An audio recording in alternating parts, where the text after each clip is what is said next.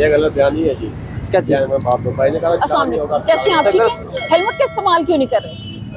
जल्दी में निकल गया था, इसी वजह से रह गया है। सर हम जिसको भी रोकते हैं वो यही कहते हैं कि मैं जल्दी में था, मैं इमरजेंसी में था। देखिए इसका एक हल है, इसका हल ये है कि मोटरसाइकिल के साथ हेलमेट को रखें। हेलमेट पहनने में कितना टाइम लगता है, विद इन सेकेंड आप हेलमेट को वियर कर लेते हैं, ठीक है ना। कोई अलग से तरद्दुद नहीं है, कोई 5-6 मिनट नहीं लगते, विद इन सेकेंड आपने हेलमेट उठाना और पहन लेना है। इसको आदत बनाएंगे तो तभी आपको आदत बनेगी। आज हम आपका जुर्माना फाइन करेंगे, आपको 2000 रुपए का जुर्माना होगा, जो अगली दफा आपको याद दिलाएगा कि मुझे लाजमी तौर पर हेलमेट पहन कर निकलना है। अच्छा बेटा, आपका लाइसेंस आपका अब क्या करना, जल्दी करें। आपकी बैक साइड नंबर प्लेट भी आपकी नहीं है। सर जो दिल है करें, लेकिन करें। अब हमें पता है, हम बात कर रहे थे।